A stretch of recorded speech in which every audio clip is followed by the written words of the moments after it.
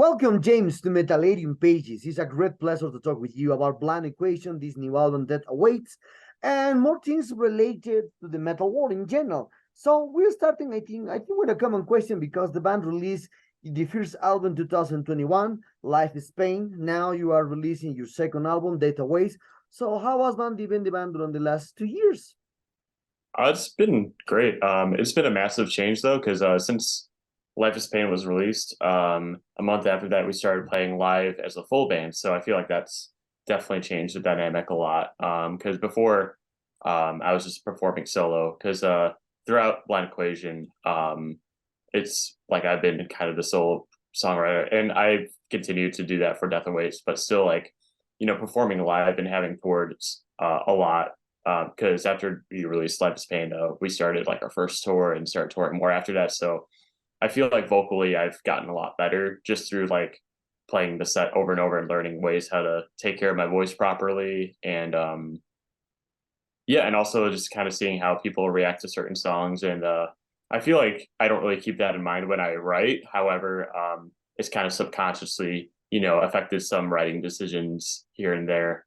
But yeah, and also just like my music taste in general has changed a lot since Life is Pain and Death and Waste. And I feel like Death Waste was just very inspired by a lot of stuff that I was listening to early 2022, like just like a lot of like pop music, a lot of like SoundCloud rap, like a lot of like other like kind of niche electronic genres, as well as just a lot of like Cradle of Filth and shit like that. But yeah.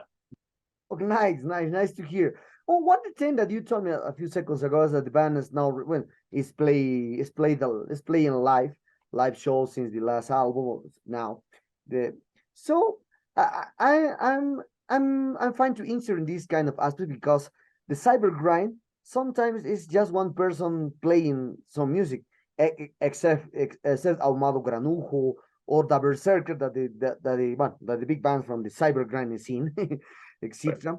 So how do you see the aspect to play just by you with one man band and no without members? Oh yeah, so I that's kind of what I did for like I want to say 8 or 9 years. And it was very different. It would honestly be kind of a lot because I mean you just have all eyes on you, and I would just be playing to the backing track with a mic, and like it seems easy enough, but trying to entertain that many people and kind of hold their attention while just being myself and being one person and screaming to the microphone, it's a lot of pressure like mentally. And like it was definitely a lot. It was a lot of fun. It's like convenient because I could just show up to a venue with my iPod and like my microphone and just play wherever. However, I feel like that's like it makes the experience a lot more vulnerable and a lot more personal. However, I do like performing as a full band now because I feel like the energy of it captures the energy of the songs, and having a live drummer behind us just adds to the live experience a lot more. And just I feel like it just has been making it a lot more of a fulfilling experience for people that like are fans of us that come to see us, and also people that maybe have never heard of us. And it's kind of an easier way to kind of sell them on Cybergrind because I feel like if you're not already a fan of Cybergrind or Blind Equation and you see me screaming solo on a microphone to like a backing track, it's kind of a harder sell. But yeah. Mhm. And well, I read a lot. I read a lot about our reviews over this new album, and always said and me saying that and me said that this one the album's like cyber grind music, this kind with electropop kind of things. So are you agree with with this label of the band, cyber grind? Because when I try to, well, it's normally when a reviewer like me trying to compare the other bands, as I said, the Berserker, catas, cultivation sexual motivation from Japan, and obviously Ahumado Granujo or Smes, cyber grinds from the mid 90s or the beginnings of 2000s. I remember, and I tried to compare the music for Blind Equation. It's very different from the cyber grinding scene. So for that, how do you describe exactly the music from Blind Equation? For you, it's a cyber grind, or perhaps you have a different kind of approach to the music. Yeah, I feel like I definitely have a very different approach from the bands you described because I feel like a lot of those bands definitely come through a more like grindcore death metal kind of influence, or like gore grind sort of influence, especially like Amut do Granojo and like and other bands like that. I was gonna say, I feel like mine kind of, because I feel like cybergrind has sort of evolved in a way since then, and like it's kind of led up to this point. Because you had those bands from like the '90s and the early 2000s, and then MySpace kind of became huge, and a lot of like kids were making like cybergrind pretty much by themselves. Artists like We Came with Broken Teeth, like Cutting Pink with Knives, which I know they're like more of a established band, like they did like a split with Roll with the Mopsy and shit. Like Bubblegum Octopus, and like more like electronic, you know, bedroom sort of cyber grind. With less of a metal context and more of like a post-hardcore sort of like emo context, I feel. And also like integrating like the chip tune in there, like Go 14.0 and stuff like that. But and then like after 2010, I feel like it kind of died down, but like there's still a couple people making it still. And then like the mid 2010s was like, it was just kind of like dead, like not really many people were making cybergrind. And then when I started like writing music for the project in 2018, I kind of just kept the style that I was doing. But yeah, sorry, I'm kind of going on a tangent. But anyways, what I was gonna say, I feel like when I write my material, I don't really think I'm gonna write a cybergrind song. I kind of just stick, like I have a sort of formula that I've been sticking to. And like a lot of my earlier material is a lot more akin to cybergrind, with a lot more blast beats and like chaotic, like dissonant, you know, keyboard shit going on. But like I feel like nowadays I've kind of like abandoned like the more dissonant stuff and kind of headed more melodic, but still keeping the electronic drums and blast beats and everything, to have that cybergrind feel. But to describe my music, honestly, I would just say like emotional, aggressive computer music, computer metal. Um, yeah, I mean, like I don't really, I guess like I just don't really like, especially for writing Death and Weights, I did not go into the album like wanting to write a cybergrind album, like, or I don't like think like this song has to be cybergrind. I have to check these boxes, you know, to make sure it's a cybergrind song. I just write whatever feels right, and then I just feel like cybergrind is just like an easy way to describe it, and also it's kind of like the general umbrella of the scene right now. And yeah. Okay, okay. And for you, what are the biggest difference that exists compare your previous Death Awaits has compared to the previous album, Life is Pain? Definitely, this one, the songs are a lot longer. Yeah. In comparison, like a lot of the songs on Life is Pain are like 1 minute, maybe 30 seconds, you know, and stuff like that. And some of those songs do have traditional song structures to an extent, but this one, I wanted to write songs that like felt like songs rather than the kind of like more grindcore akin formula where, you know, a lot of riffs don't really repeat, you know, you play it once and then you move on to the next riff and it's like only lasts for like a minute, you know. Sort of like just having like a hook of sorts, even if there's no singing on the song, just having like a hook that kind of repeats, and kind of like writing pop music, but in a cybergrind sort of context. That also just me kind of adding a lot more synth, different synths in the mix, because with Life is Pain, I used like 11 or 13 different synths that were all kind of similar to each other, like a lot of like Mario and like Zelda like sound fonts and stuff, or like stuff you'd hear in a Pokemon game and shit. And that would just be kind of consistent throughout the whole album. While this one, I was pulling sound fonts for like N64 shit, you know, like just like from all different spots. And some songs will have like this set of synths, some songs will have a completely different set of synths, or like some of them will stay consistent throughout those two songs, but like no like two songs will have the same exact synth kind of set up from each other. And also adding a lot more like sampling. There's a lot of like drum and bass, like breakcore samples in the new album. and also some like I did a little bit of like sound designing on this one, like in Fade Away. I took some old like voice memo recordings that I took like in 2014, put them through like a distortion filter and like edited the shit out of it so it just sounded like a fucking like dark, like kind of droning sound.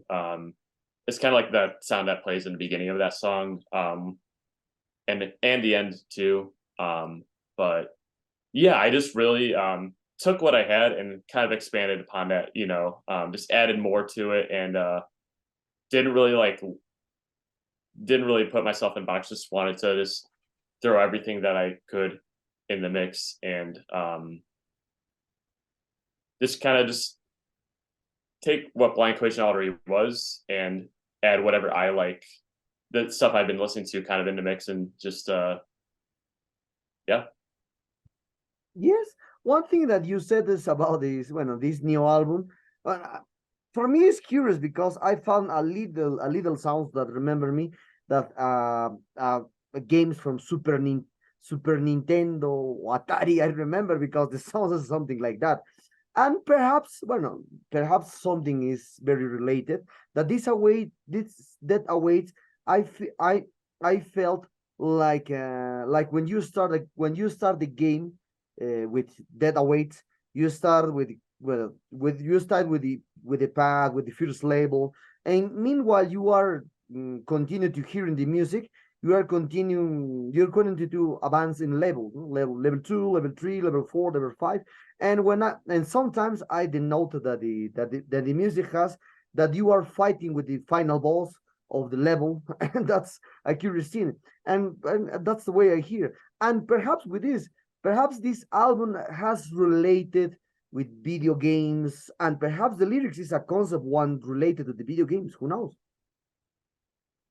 Yeah. So I don't really like think too much. Like I'd say like a lot of like the emotions and like kind of like my like I'd say video games are definitely like my number one inspiration outside of music. When it comes to writing these albums, with Life is Pain, I was playing like a lot of Yumi Nikki. Do that, and if you're unfamiliar, it's like an RPG Maker game, like from like 2003. It inspired a lot of games like Undertale and LB and stuff like that. But yeah, so that album was very inspired by that game. Like even though it doesn't sound anything like it, like just kind of lyrically, like subconsciously sort of inspired by it, and also just like capturing the emotion that I personally received from playing that game. This album, I wouldn't say as much. However, I was playing like a little bit like Chrono Trigger, and like I say definitely like towards the end, like sort of like the feeling that I got playing that game, I sort of subconsciously put in there, but not by too much. But however, I try to like make my albums kind of flow sort of like a journey of sorts. Like I really think about like how songs fit in with each other, and like and yeah, the last song, like definitely I've seen in a lot of interviews, I'm sorry, reviews, people kind of like feeling like that last song is like the ending credits, and I completely agree. I definitely kind of view that song that way.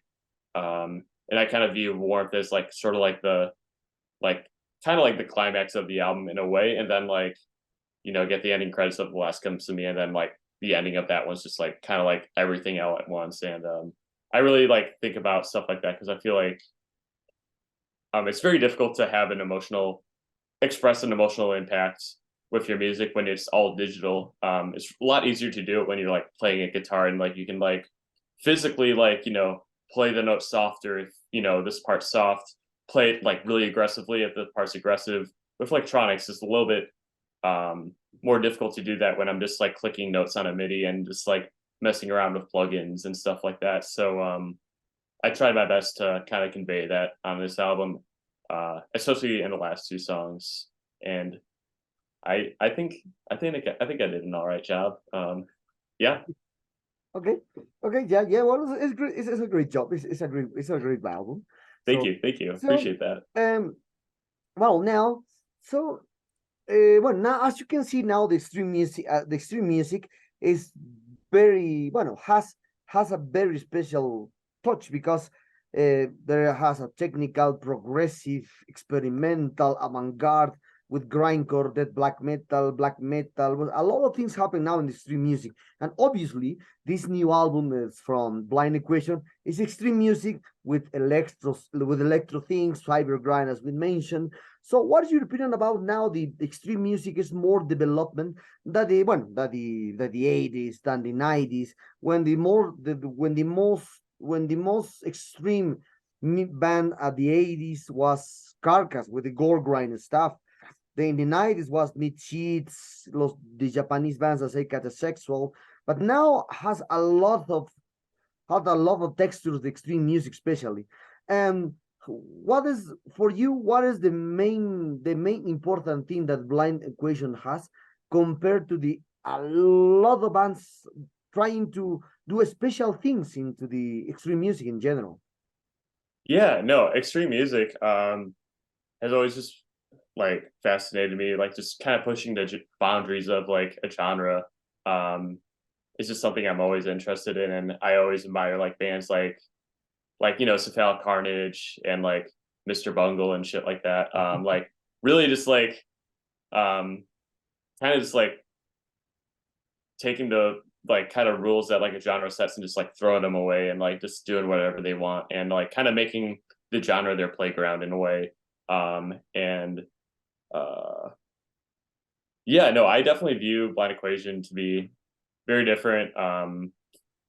Not really intentionally. I just feel like when I started the project, I had like a specific way that I'd write. I would like have no guitars. Like I set some like rules to myself, like no guitars, all MIDI, like all unplayable shit, I've kind of broke the unplayable shit because like I just want to write like music that sounds good. But some of it's still unplayable. But what was I gonna say?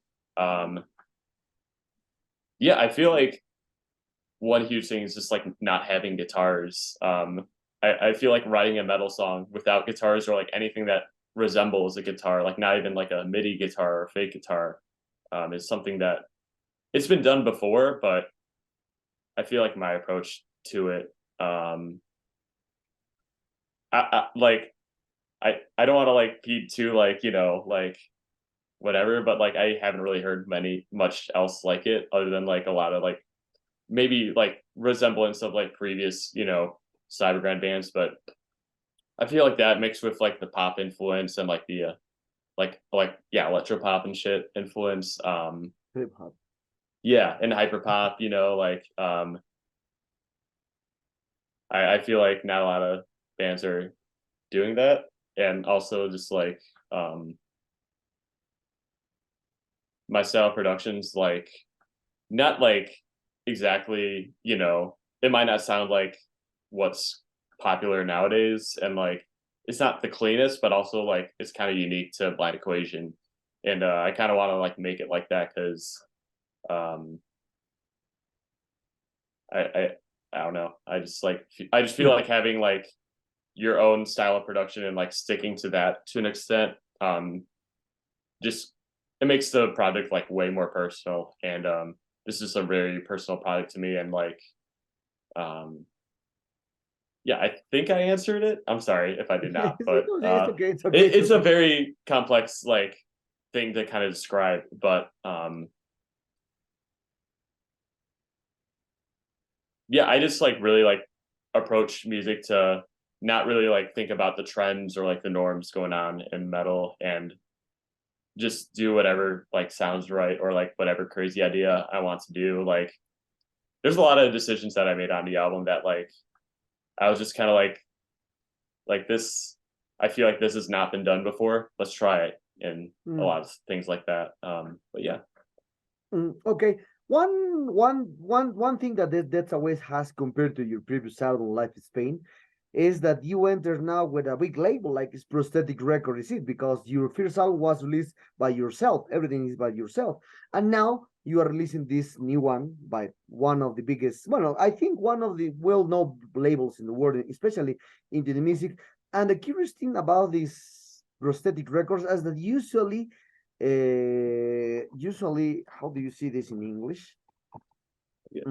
How do you see dashing or dapper for new bands like Blind Equation. I think this is the second release of the year for them, the Cybergrind band, because in February they released a Cybergrind album too. And so how was the transitions to enter to the prosthetic record? Perhaps you sent this last album to hear by them, or perhaps they touch you about the, hey, came here, we want to release our second album with us, no? Who knows? Yeah. So they reached out like a couple weeks after Life is Pain came out. I was very surprised. I just got an email from Steve, their A&R guy, and he said that he really liked the album and wanted to catch us live. And we had a show booked like that where he was living at the time already, and he was talking about coming out to that, and was asking us like when we played and stuff. And that was actually our first show as like a full band too. So not only was it like our first time like trying out, having a live drummer and live guitarist like for the first time ever, like we were gonna have like the dude from Prosthetic Records, watch us live, and very nerve-wracking experience. But we played the set, it went fine, and he came up to us and was just like, yeah, really like the set, and would you consider signing? And I was like, yeah. So yeah, no, we talked it over the past couple of months. We signed like early 2022, and that's like kind of like around when I was writing the album, and it's been great. I mean, they've been like really helpful and communicative, and compared to Life is Pain, when I was self-releasing that, it was like most of like the process with like preparing pre-orders and everything like that was kind of when shows weren't happening yet, so I had a lot more time to like do like figure out the vinyl and like everything. But right now, like playing shows and touring a lot, like I do not have much time to like ship things out, or like with Life is Pain, like for the CDs, like I had like a sticker that I would put on like all 100 CDs, and I would like hand number all of them, which I think is like really cool and like makes it a very special collector's item. But I could not do that now. I do not have the time for it, between my job and like touring and stuff. But yeah, no, but Prosthetic's like been super helpful. Working with the label like just makes it so much like less stressful to put this album out, because there's like a lot of things that I don't really think about until like it's ready to release the album, like what day works best, when do we put pre-orders up, like contacting like press outlets. Like I'm not very good at that, and they really help with like the PR and everything, and just made this like really so smooth and so easy. And yeah, and now that it's like out, the reception's been amazing, and yeah, no, it's been really cool being on Prosthetic. And it's also like I feel like it's really cool to be a band that's not like a lot of other artists on the label, or like in the metal world in general, and like kind of putting it out there in the mainstream, and just like kind of very niche brand of cybergrind and just out in the open, and just kind of seeing people's reaction to it. Some people love it, some people absolutely hate it, and some people are just like, I don't know what's going on here. It's been really interesting, and it's been really cool. Yeah. Okay. So, well, related for the promotion of this last album, what kind of plans the band has for this new date awaits? Perhaps, well, you will embark in more tours in US. Perhaps you will first proposals to play in Europe. Or I think this very annoying thing will receive it in Japan, because the Japanese noise was in the 70s wasn't a huge success at that time. So perhaps you have more offers to play in Asia, Australia, Latin America. Who knows? Yeah, that would be awesome. I would absolutely love to tour overseas, and I'm hoping that like the attraction from this album allows us to do that, and that's kind of like a goal, dream come true. So yeah, that'd be awesome. Okay. Well, as I said in the first question, mentioned and talking about the other kind of things. Now, one aspect that is probably, well, you told me that this album is everything did by you. so it's normally. But when you play 7 or 9 years, you told me also that you 8 or 9 years you play by yourself, everything live concerts by yourself, everything. No, so but what is your opinion about now the artificial intelligence is now a great tool, especially for the musicians like you that do it by yourself, everything, the cover art, the bass. You can do everything by now with the artificial intelligence. But at the same time, a lot of musicians are against this aspect because they prefer to hear the music playing by humans, not by just machines. So, what's your point of view now? The artificial intelligence is taking more presence into all music industry in general, especially in the entertainment area. Yeah, I feel like it goes kind of both ways. I feel like certain genres of music just sound better with live drums, live guitar, and like maybe like a more raw sound. But also, I mean, I feel like some genres sound like really good with like the really processed, drums and guitar and stuff. I just feel like it really depends on the band's vision and what sound they're kind of trying to go for, and like what kind of emotions and like intensity they're trying to bring, if they're thinking about that. And I mean, I feel like a lot of processed drums sound really good. Some of it sounds very grating and not good. Some live drums sound amazing. Some of them I might be like, maybe should have programmed that. But also, I feel like with my music, I kind of lately I've been kind of viewing it in like sort of like electronic music sort of context. Mostly just because I've been listening to like a lot of like electronic music, and I feel like it's also like sort of an interesting thing to like make metal, just without the traditional, left guitar, right guitar, um, bass, drums have to sound this way, maybe some synths in the mix, and kind of just like throwing that all away and just having the sound filled with just like synths, like, and like in this case, like just like video game like chiptune synths, and it's been a challenge trying to like make it sound full and make it sound heavy with that, but I feel like that's like interesting and like kind of makes it really cool. Working with analog synths, I think would be really cool to do in the future. I would have to like figure out a way to like make that work. I don't know if that's like something that could actually happen for me, but who knows? But for now, I feel like um, I feel like um, some bands should still like play a real kit, and play instruments, but also like some bands shouldn't be afraid to like make that jump to digital if they feel like it would benefit their sound. Okay, okay.